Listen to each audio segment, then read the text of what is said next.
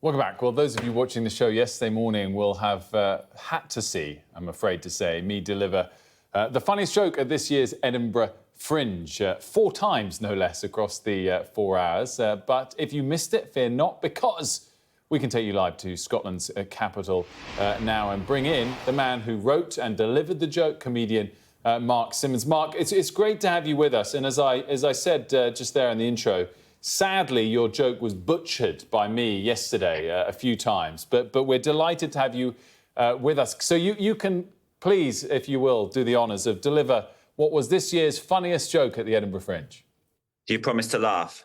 Well, I will, because I laughed at it 4 times when I read it out last time, and I loved it. But, you've got some tough customers next to me. Well, here we go.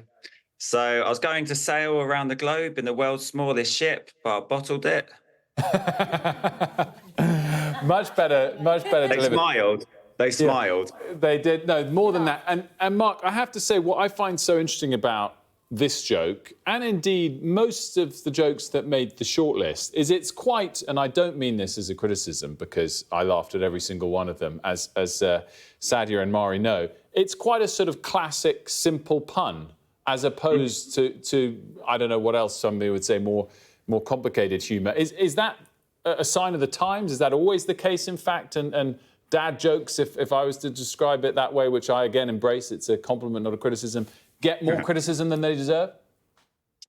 I think with these particular lists, these sort of jokes are the ones that work best because anyone can read it and enjoy it. But I think there's just comedy's subjective. There's so many different styles of comedy, and there's markets for all the comedy. So it goes through trends, I think. So in Edinburgh, there's a lot of comedy about hard-hitting topics at the moment, which is brilliant. But sometimes I think people just want to come and relax, forget about their troubles, and just enjoy an hour of really silly jokes. So that's where I come in. Do you think that this joke sums up the best work you've ever done, or did it actually catch you by surprise that this one was selected? Yeah, I don't think it's my best joke in my show, but I think it is probably the best one written down so that, so everyone can understand it. Personally, I like jokes where you kind of take them down a path and then you suddenly reveal like a nice twist and it surprises everyone and they ignite big laughs. Whereas some of my jokes, they're just clever wordplay and you get kind of a nice little laugh as you go. But it's good in a show to have a variety.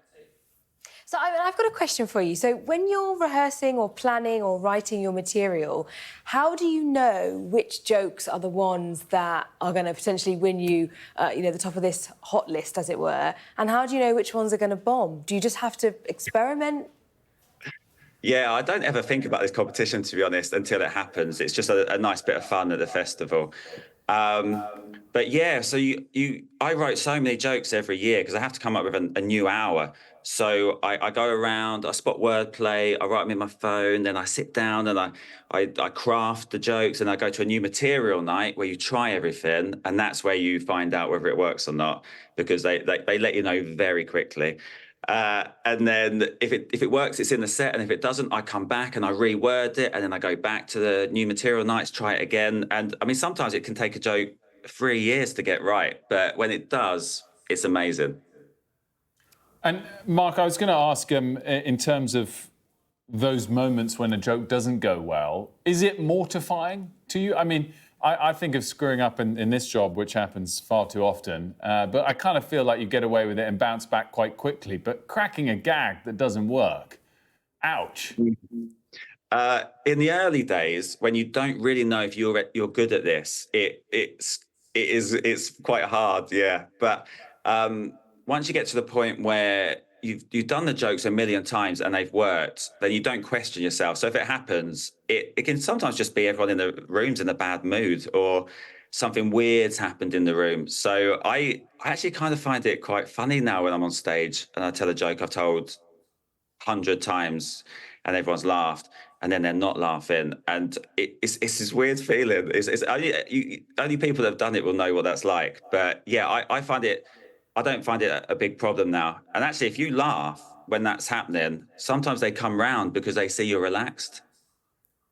Mark, are you a bit annoyed that your joke has become so famous now and been butchered by TV presenters on breakfast TV? I really want to hear your version now. I don't know if that would be the 5th time in a day. No.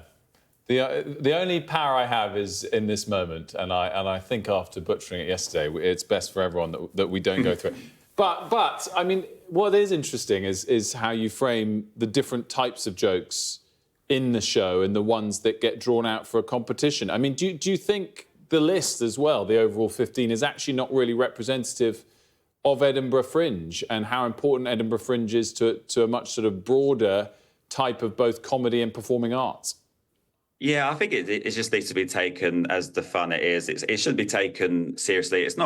That's not the whole of the festival. I mean, I think so. Within a lot of shows, there are little one-liners. There aren't many shows like mine where it's just all one-liners.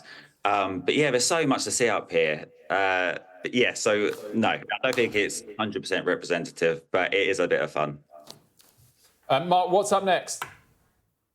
I'm going on tour. Going straight out on tour after Edinburgh.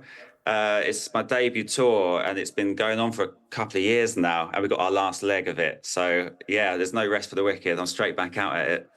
Well, winning the competition and getting the exposure, I'm sure, will help on that front, and we hope that it does for you. Mark, thanks for joining us, and congrats again.